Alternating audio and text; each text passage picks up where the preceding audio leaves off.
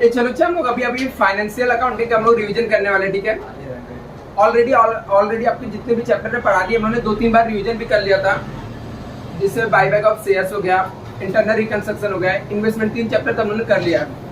अभी हम लोग फाइनेंशियल अकाउंटिंग का देखते हुए यहाँ पर आप लोग को एक लेक्चर में लास्ट टाइम बहुत ही अच्छे से करना है, ठीक है, क्योंकि इस बार इसके बाद शायद से अपने पास टाइम नहीं मिलेगा वापस से रिवीजन करने के लिए। मतलब हर एक चैप्टर के 3-3 सम करेंगे, वो भी कम नहीं होता। 3 सम यदि आप करके जाते हो तो बहुत ज्यादा होता, ठीक है।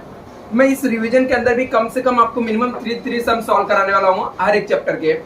तो आपको 3 सम करना, और 90% तो सेम सम ही आते हैं एग्जाम में, ठीक है। सिर्फ 1-2 एडजस्टमेंट ऐसे रहेंगे जो आपको चेंजेस रहेंगे, बाकी 90% सेम ही रहेगा यहाँ पर। तो यहाँ पे देखना, अच्छा, फाइनेंशियल अकाउंटिंग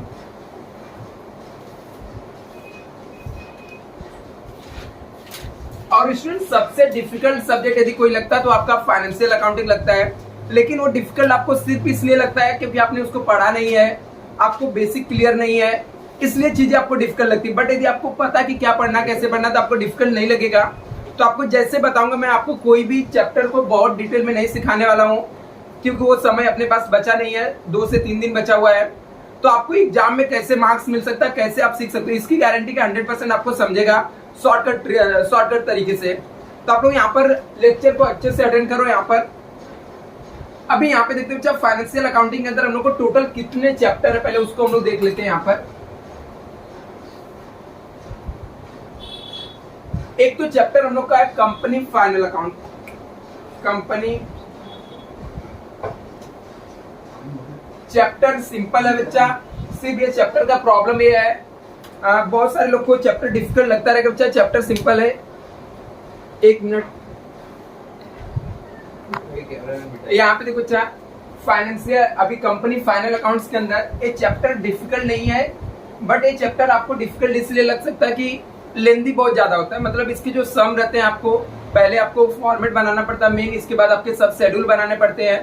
तो इसके फॉर्मेट बेस पूरा सम रहता है कंपनी फाइनल अकाउंट्स का।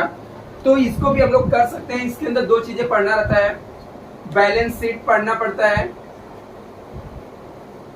और रिवेन्यू स्टेटमेंट पढ़ना पड़ता है। अभी दूसरा चैप्टर हम लोग को बायबैक ऑफ शेयर्स हम लोग पढ़ सकते हैं। यहाँ पर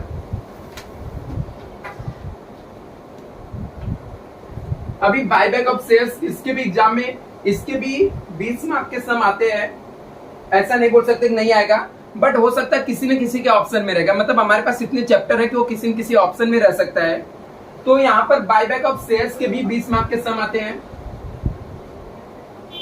इसमें आपको 2 मेथड ही रहता है, बहुत सिंपल सा, फुल्ली पेड अप का और पार्टली पेड अप। और इसमें 2 कॉन्सेप्ट है, बायबैक प्राइस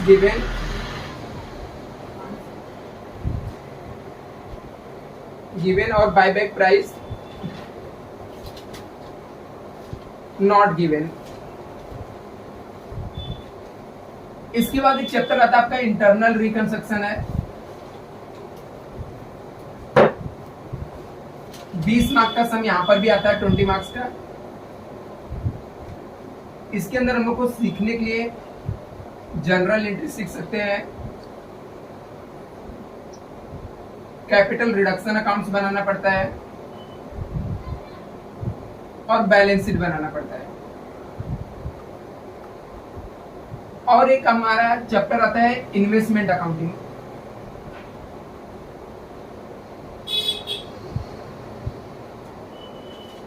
अभी इन्वेस्टमेंट अकाउंटिंग के अंदर 2 मेथड्स है, एक डिबेंचर वाला सम है, मींस इंटरेस्ट वाला, और एक शेयर्स का है, डिविडेंड का। एक थियरी सब्जेक्ट है, थियरी चैप्टर है। तो इतने हम लोग को इसको स्टडी करना है। इसको जल्दी से आप लोग इसका फोटो ले लो। अच्छा, थियरी में कितने मार्क्स का पूछेंगे? थियरी में से भी बाहर एक चैप्टर से एक थियरी आता है, 5-5 मार्क्स के। तो 4 आपने टोटल 6 थियरी आएगा, उसमें से 4 आपको लिखना रहेगा। तो आराम से शॉर्ट नोट्स लिख सकते हो। जल्दी से इसे नोट डाउन करो बच्चा। 1 मिनट में फोटो भेज देता हूँ।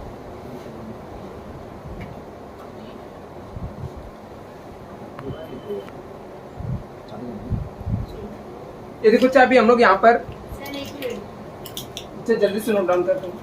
क्या लिखा है उसमें? सर लास्ट वाला क्या लिखा है? शेयर डिविडेंड है लिखा।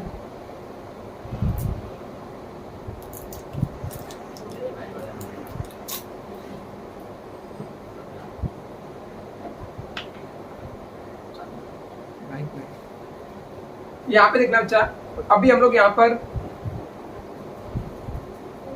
First chapter buyback of shares करेंगे। शेयर्स एग्जाम में इसके आपको 20 मार्क के सम मिलेगा ही मिलेगा। लास्ट टाइम भी आया था सम।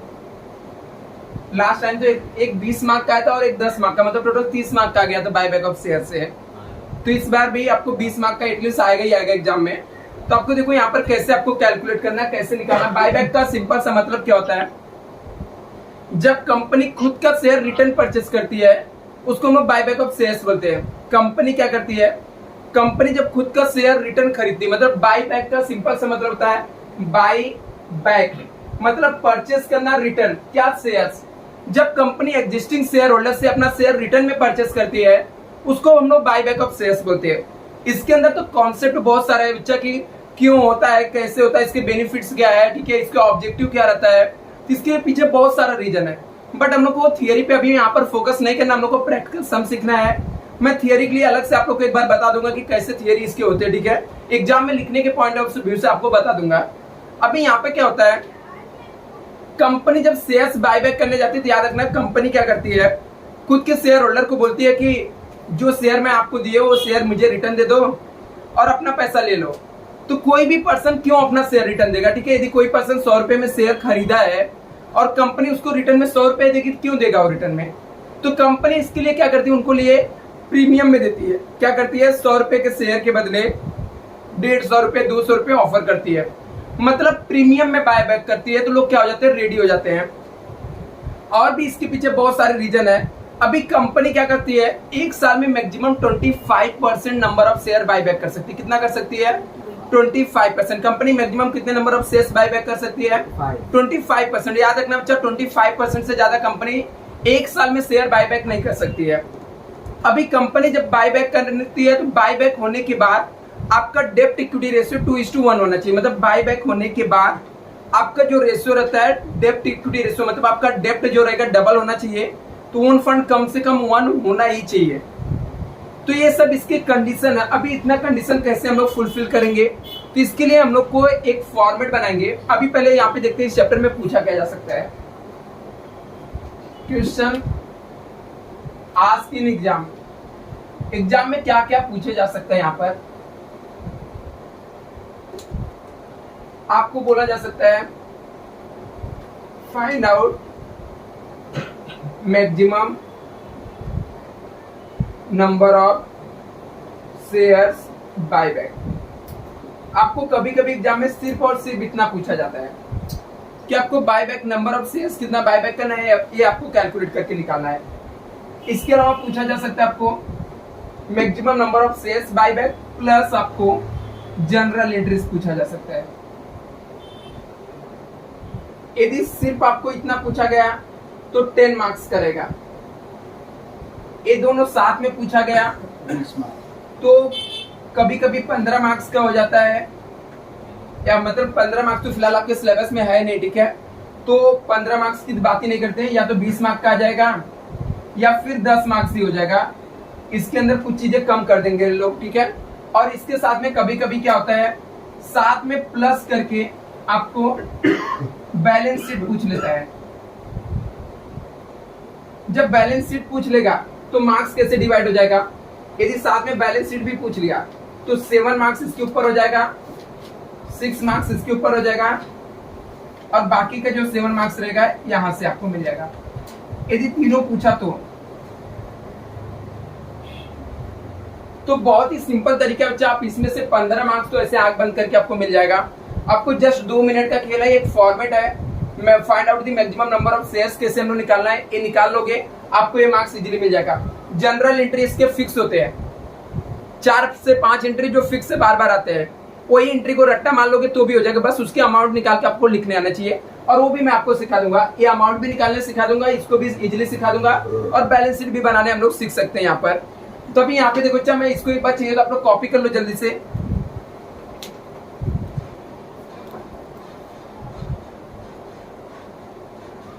जल्दी से इसे नोट डाउन करो। अच्छा मैं फोटो भेज देता हूँ आप लोग को।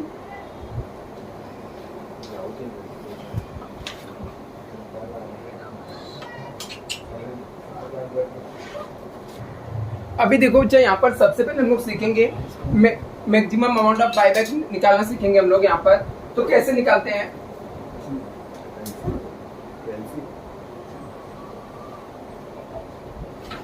एकदम सिंपल सा एक फॉर्मेट बच्चा। सबसे पहला स्टेप हम लोग फाइंड आउट करेंगे मैक्सिमम अमाउंट ऑफ बायबैक।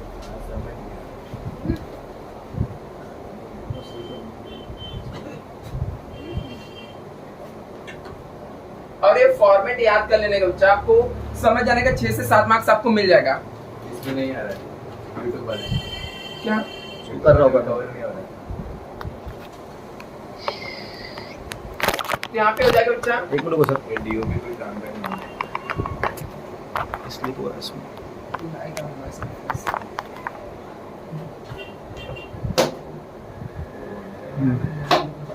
अभी कर लो, चालू हो गया।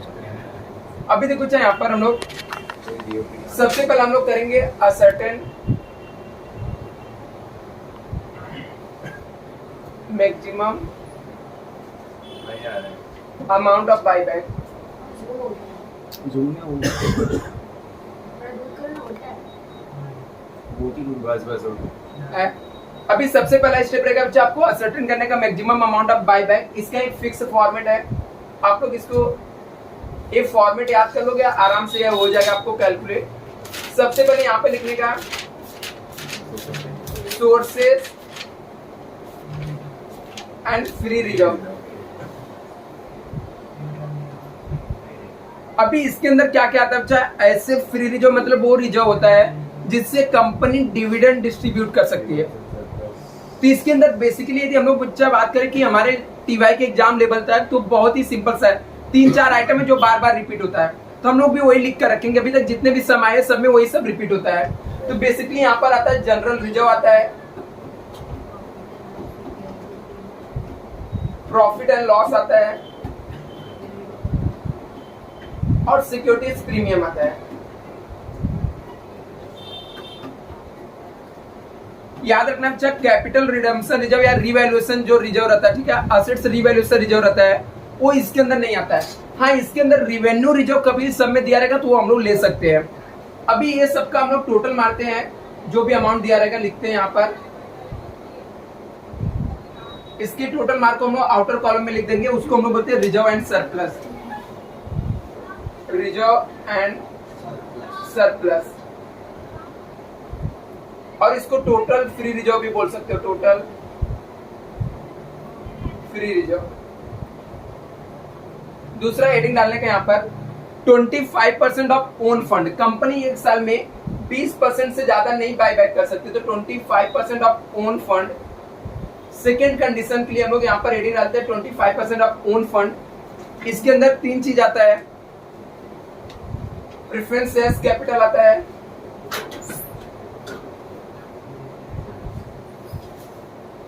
प्रेफरेंस शेयर्स कैपिटल आता है, इसके अलावा इक्विटी शेयर कैपिटल आता है, और ये जो ऊपर वाला रिजर्व एंड सरप्लस था ना, वो भी इसके अंदर आ जाता है।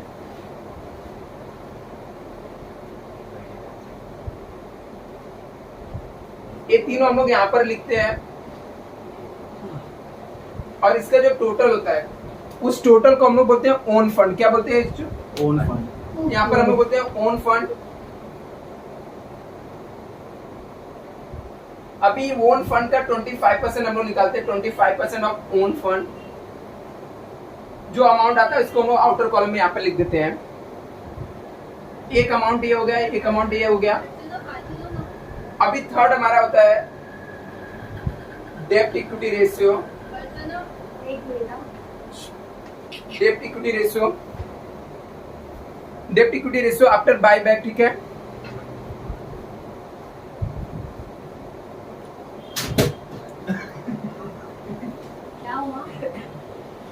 डेब्ट इक्विटी रेशियो हम लोग निकालते हैं आफ्टर बाय बैक, ठीक है। तो ये आफ्टर बाय बैक डेब्ट इक्विटी रेशियो कैसे आता है? इसको निकालने के लिए आपको यहाँ पर ओन फंड लिखने का, ओन फंड, ठीक है। अभी ये ओन फंड कहां से आता है, देखो ये वाला ओन फंड यहाँ पे आता है, ठीक है। यहाँ का जो ओन फंड रहेगा उसको लिखने का और हाफ अमाउंट लेने का डेप्ट फंड का। हाफ अमाउंट किसका लेने का, डेप्ट फंड का। जो भी ओन फंड रहेगा वो लेने का और जो भी हमारा डेप्ट फंड रहेगा उसका हाफ अमाउंट लेके माइनस करके यहाँ पर लिख देने का। अभी यहाँ पर बहुत सारे लोग को कंफ्यूजन आता है कि सर डेप्ट फंड के अंदर कौन कौन से आइटम आता है, तो भी मैं आपको लिखकर बता देता हूँ। Debentures, bank loan. डेप्ट फंड के अंदर हमारा आ जाएगा डिबेंचर आ जाता है, सिक्योर्ड लोन आता है, अनसिक्योर्ड लोन आता है, टर्म्स लोन हो गया, पब्लिक डिपॉजिट आ गया, और बेसिकली एग्जाम में डिबेंचर और टर्म्स लोन के नाम से देता है। तो ये सब यदि आपको सब में दिया रहेगा, एक दिया रहेगा तो एक लेने का, उसका हाफ कर देने का, दो दिया रहेगा तो दोनों का टोटल मार के हाफ करने का और लिख देने का। अभी मैक्सिमम अमाउंट ऑफ बायबैक लेने का, तीनों में से सबसे कम कौन सा, लोएस्ट अमाउंट कौन सा रहेगा, वो हमारा मैक्सिमम अमाउंट ऑफ बायबैक रहता है। तो मैक्सिमम अमाउंट ऑफ बायबैक क्या होता है, maximum amount of buyback list of above. ये लिस्ट का मतलब होता है बच्चा कम, लिस्ट का मतलब क्या होता है, कम। मतलब मैक्सिमम अमाउंट वही बायबैक कर सकते हैं जो तीनों में सबसे कम रहेगा। 1 2 3 तीनों में से जो सबसे कम रहेगा, इसमें तीनों में जो सबसे कम रहेगा वो हमारा आ जाएगा मैक्सिमम अमाउंट ऑफ बायबैक आएगा। ये फॉर्मेट याद रखने का, ठीक है। सबसे पहले जीपीएस हमारा है, ठीक है, general reserve profit and loss security premium है। फिर यहाँ पर हमारा प्रॉफिट शेयरिंग रेशियो आता है, मतलब यहाँ पे preference share capital, equity share capital और रिजर्व एंड सरप्लस आ जाता है। यहाँ पर ओन फंड लिखने का, उसका हाफ करने का, डेप्ट फंड को उसमें से माइनस कर देने का। तो ये तीनों, ये फॉर्मेट आपको याद कर लेना। कैसे याद करने का, सबसे फर्स्ट वाला तो आपको याद हो जाएगा जीपीएस है, ठीक है। जीपीएस में क्या करना रहता है, general reserve profit and loss security premium. अभी शेयर, आप हर एक बच्चे को पता है कि शेयर 2 टाइप्स के होते हैं, इक्विटी शेयर और कौन सा होता है, प्रेफरेंस शेयर। तो इसके अंदर वो दोनों आता है, इक्विटी शेयर और प्रेफरेंस शेयर आता है, ठीक है। तो यहाँ पर इक्विटी शेयर्स और प्रेफरेंस शेयर्स लिखेंगे, प्लस ये जो रिजर्व एंड सरप्लस आएगा उसको यहाँ पे लिखेंगे, इसका टोटल मारेंगे, ओन फंड आएगा, इसी ओन फंड का 25% निकाल के यहाँ पे लिख देने का। डेप्ट equity ratio after buyback third condition आता है, इसके अंदर ओन फंड लिखने का, डेप्ट फंड मतलब ये सब होता है, लिख देने का यहाँ पर। अभी इसके बाद का नेक्स्ट स्टेप क्या होता है, तीनों में से चेक करेंगे, जो सबसे लोएस्ट अमाउंट रहेगा वो हमारा मैक्सिमम अमाउंट ऑफ बायबैक रहेगा। मतलब ज्यादा से ज्यादा इतने अमाउंट्स को हम लोग बायबैक कर सकते हैं। अभी हम लोग क्या करेंगे, सम में चेक करने का कि नंबर ऑफ शेयर्स बायबैक निकाले। क्या निकालने का, अभी number of shares buyback, number of shares buyback निकालेंगे। अभी ये नंबर ऑफ शेयर्स बायबैक कैसे आएगा, इसके लिए आपको क्या करना है, 2 कंडीशन चेक करने का। सम में अभी नंबर ऑफ शेयर्स बायबैक निकालने के लिए 2 condition, if buyback price already given,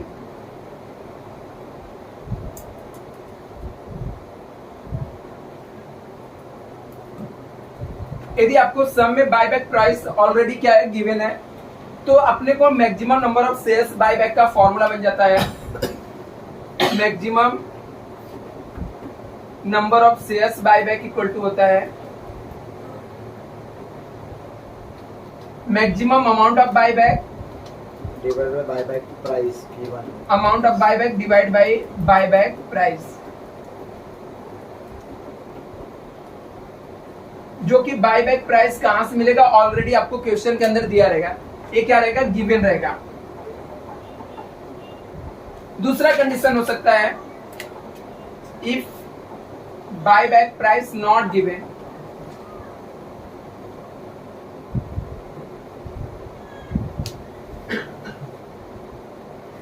यदि आपको बायबैक प्राइस नहीं दिया रहेगा तो क्या करना है, maximum number of shares buyback कैसे निकालेंगे हम लोग, तो maximum number of shares buyback equal to आ जाएगा shares buyback by company 25% of number of shares. कितना बायबैक कर सकती है? 25% ऑफ नंबर ऑफ शेयर्स। जितने भी नंबर ऑफ शेयर्स रहेंगे उसका कंपनी 25% ही बायबैक कर सकती है। यदि आपको सब में बायबैक प्राइस नहीं दिया है तो नंबर ऑफ शेयर्स लेने का। किसका नंबर ऑफ शेयर्स लेने का? इक्विटी शेयर का। किसका लेने का? इक्विटी शेयर का। इक्विटी शेयर का नंबर ऑफ शेयर्स लेने का, उसका 25% हम लोग बायबैक कर सकते हैं। फिर बायबैक प्राइस कैसे निकालने का? Find out buyback price. तो बायबैक प्राइस नहीं दिया लेकिन सम में सॉल्व करने के लिए हम लोग को बायबैक प्राइस चाहिए, तो कैसे निकालेंगे? तो बायबैक प्राइस निकालने का फॉर्मूला होता है बायबैक प्राइस इक्वल टू हो जाएगा maximum amount of buyback divide by maximum number of shares buyback.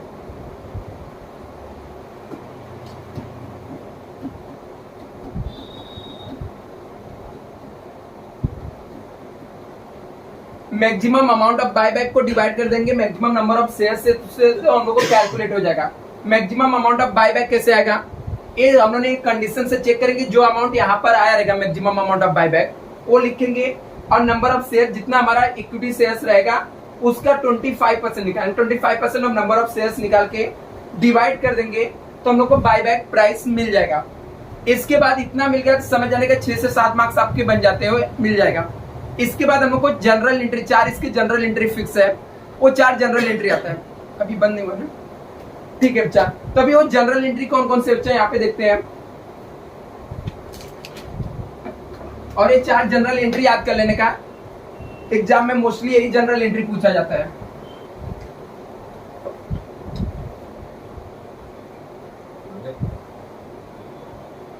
अभी ये 4 जनरल एंट्री कौन सा होता है?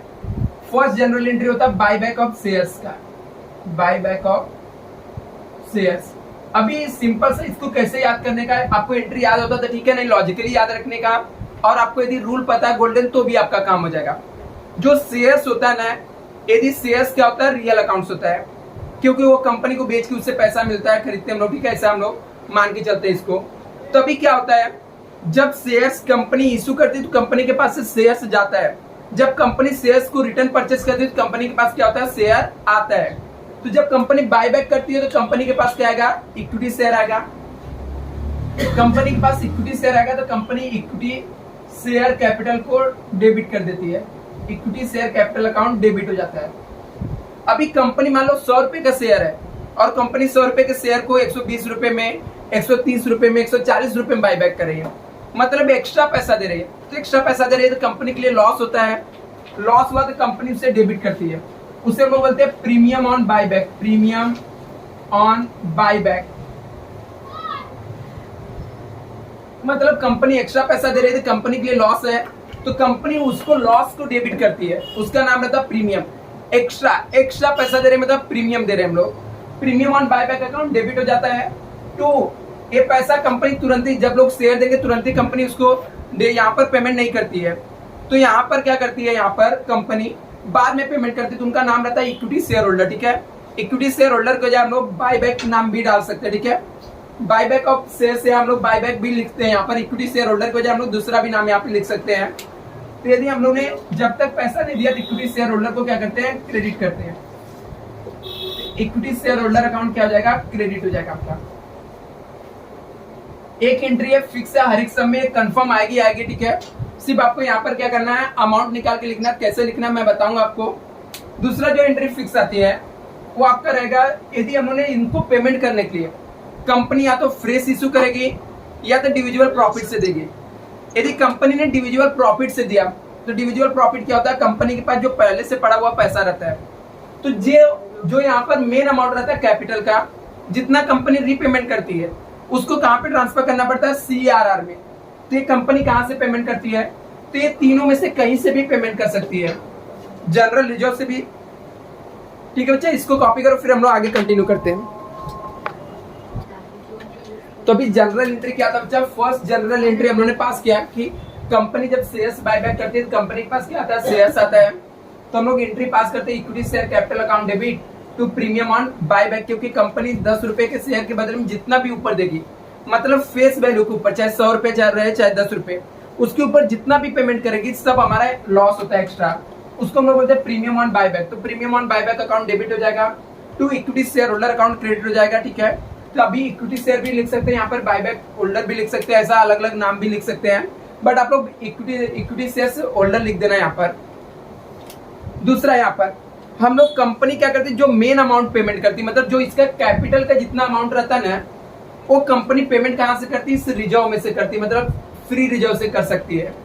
या तो कंपनी मार्केट में फ्रेश प्रेफरेंस शेयर्स इशू करे, बट अभी तक के जितने रिकॉर्ड में है टीवाई बीकॉम के एक भी सम में फ्रेश इशू किया ऐसा नहीं आया हुआ है। आपका बहुत बैड लक नहीं रहेगा तो ही फ्रेश इशू आएगा, नहीं तो अदरवाइज जैसा सम मैं सिखाऊंगा डिक्टो सम आपके एग्जाम में आएगा, सिर्फ अमाउंट चेंज हो सकता है। तो इतना ही यहाँ पे डिफिकल्टी आ सकती है, अदरवाइज डिक्टो सम आएगा, जैसा मैं सम सिखाऊंगा मैक्सिमम सम आपको वैसे ही मिलेंगे सेम टू सेम। सिर्फ आपको यहाँ पर कभी कभी हो सकता है एक दो एडजस्टमेंट अप डाउन हो सकते हैं। तो आपको क्या करना है, जो मैक्सिमम अमाउंट हम लोग बाय बैक करते हैं, जो फ्री रिजर्व रहता है, उसमें से जिसमें से भी पेमेंट करेंगे वो अमाउंट कंपनी क्या करती है, CRR में ट्रांसफर करती है, कैपिटल रिडम्पशन रिजर्व में। जैसे फॉर एग्जांपल कंपनी मान लो जनरल रिजर्व में से पेमेंट किया या फिर प्रॉफिट एंड लॉस में से, जिसमें से भी पेमेंट करेगी उसको ट्रांसफर करना पड़ता है, ट्रांसफर टू CRR। तो अभी जो भी हम लोग मान लो जनरल रिजर्व में से पूरा अमाउंट पेमेंट कर दिए तो जनरल रिजर्व अकाउंट को डेबिट कर देंगे, यहाँ पर जनरल रिजर्व अकाउंट डेबिट हो जाएगा। यदि हम लोगों ने प्रॉफिट एंड लॉस में से पेमेंट कर दिया तो profit and loss account debit हो जाएगा टू CRR। CRR का फुल फॉर्म होता है कैपिटल रिडम्पशन रिजर्व। चलो फुल फॉर्म लिख देता हूं,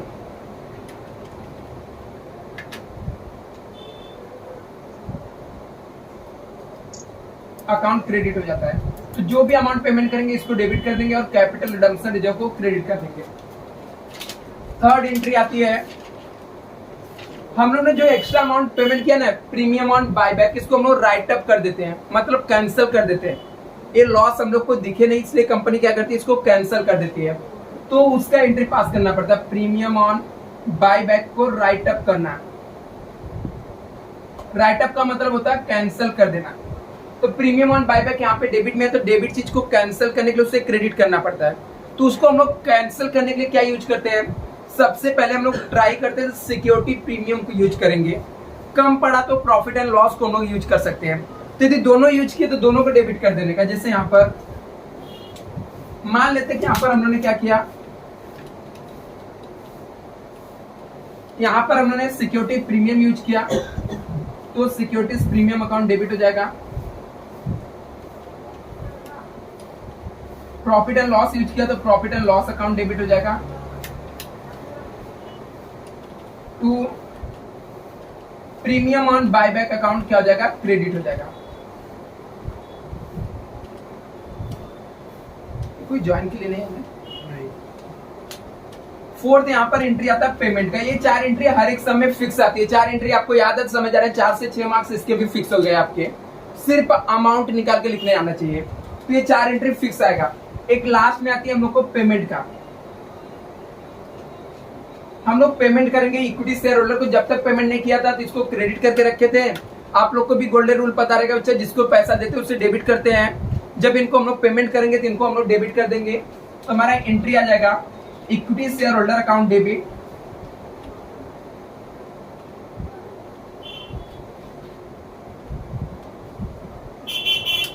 to cash bank account credit हो जाएगा।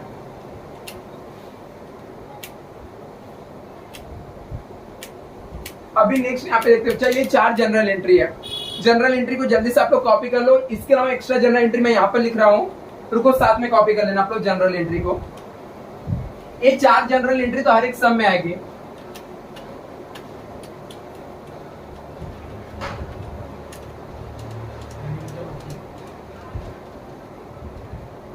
अभी यहाँ पे देख रहे हो बच्चा, अभी एक्स्ट्रा जनरल एंट्री क्या क्या आ सकती है। एक्स्ट्रा जनरल एंट्री, एक तो कभी पार्टली पेड अप शेयर दिया रहेगा तो उसको फुल्ली पेड अप का एंट्री आ सकता है। किसके आ सकता है, पार्टली पेड अप शेयर यदि सब में दिया रहेगा तो रूल क्या बोलता है, company only fully paid up shares can buy back, company सिर्फ और सिर्फ फुल्ली पेड अप शेयर्स को ही बाय बैक कर सकती है। तो यदि पार्टली पेड अप रहेगा तो 2 एंट्री यहाँ पे बढ़ जाएगा। यहाँ पर पार्टली पेड अप शेयर्स रहेगा तो पार्टली पेड अप शेयर्स में 2 एंट्री बढ़ जाएगा। एक आ जाएगा फाइनल कॉल ड्यू का एंट्री, फाइनल कॉल ड्यूज, मतलब हम फाइनल कॉल मांग रहे हैं, पैसा मांग रहे हैं। ये म्यूट रख बच्चा। फाइनल कॉल ड्यू का हम लोग, फाइनल कॉल का जब हम लोग पैसा मांगते हैं तो तुरंत वो लोग देते नहीं है, तो उनका नाम हम लोग रखते हैं equity shares on final call. Equity shares on final call account debit हो जाता है टू इक्विटी शेयर कैपिटल, हम लोग क्रेडिट कर देते हैं, इक्विटी शेयर कैपिटल क्रेडिट कर देते हैं। इसका अमाउंट कैसे आता है, नंबर ऑफ शेयर्स लेने के, जितने नंबर ऑफ शेयर्स रहेंगे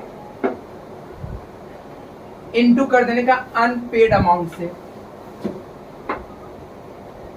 जो अमाउंट उन्होंने नहीं दिया उससे मल्टीप्लाई कर देने का अमाउंट आ जाता है। ठीक है, मतलब यदि मान लो 5000 शेयर है, 2 रुपए पेमेंट नहीं किया तो 5000 इंटू 2 कर देंगे, तो यहाँ पर जो अमाउंट रहेगा वो आ जाएगा। यहाँ पर दूसरा एंट्री आता है फाइनल कॉल रिसिप्ट का, फाइनल कॉल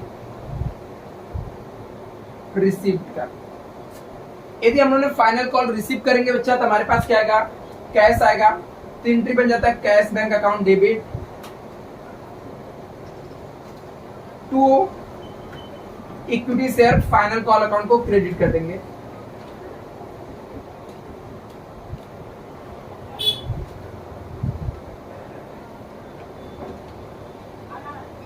एंट्री आ जाएगा। ये हो गया पार्टली पेड अप शेयर्स के एक्स्ट्रा जनरल एंट्री आ सकता है। कभी कभी आपको आता है इन्वेस्टमेंट हम लोगों ने सोल्ड कर दिया,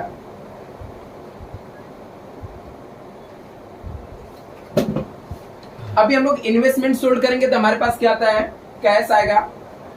कैश आएगा तो कैश बैंक अकाउंट डेबिट हो जाएगा। यदि इन्वेस्टमेंट सोल्ड में एक ही लिखता हूं, ठीक है, सोल्ड एट प्रॉफिट, ठीक है, प्रॉफिट में आएगा तो जो एंट्री आएगा उसमें अपोजिट आ जाएगा यदि लॉस में रहेगा तो। जैसे कैश बैंक आएगा हमारे पास तो कैश बैंक अकाउंट डेबिट हो जाएगा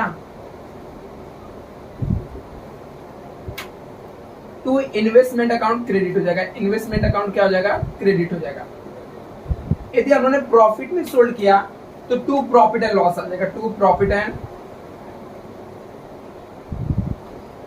लॉस अकाउंट। यदि हम लोगों ने लॉस में सोल्ड किया तो लॉस डेबिट हो जाएगा। ठीक है, यदि हमने लॉस में सोल्ड किया तो लॉस क्या हो जाएगा, डेबिट हो जाएगा। अभी कभी कभी बच्चा आता है फ्रेश इशू, फिलहाल आया नहीं है, आने की भी चांस नहीं है, सिर्फ ये 4 एंट्रीज आपके काम हो जाएंगे और बहुत एक्स्ट्रा हुआ तो 2 ये पार्टली पेड अप का एंट्री आएगा। फिलहाल मैं सिखा दे रहा हूं कि इनकेस आ गया, आपको लगता है कि आपके एक भी मार्क्स नहीं कटने चाहिए, 20 में से 20 मिलने चाहिए, तो आपको कंप्लीट मैं चीजें सिखा दे रहा हूं यहाँ पर शॉर्टकट में। यदि हम लोगों ने फ्रेश इशू किया तो हमारे पास कैश आएगा, कैश बैंक अकाउंट डेबिट हो जाएगा to preference shares capital credit हो जाएगा। मोस्टली हम लोग प्रेफरेंस शेयर कैपिटल ही फ्रेश इशू में करेंगे। इसके अलावा यदि डिबेंचर किया तो डिबेंचर को क्रेडिट कर देने का, प्रीमियम में इशू किया सिक्योरिटी प्रीमियम अकाउंट को क्रेडिट कर देने का। अभी इतना जनरल एंट्री बच्चा जल्दी से लिख लो, फिर हम लोग प्रैक्टिकल सम आते हैं सॉल्व करते हैं।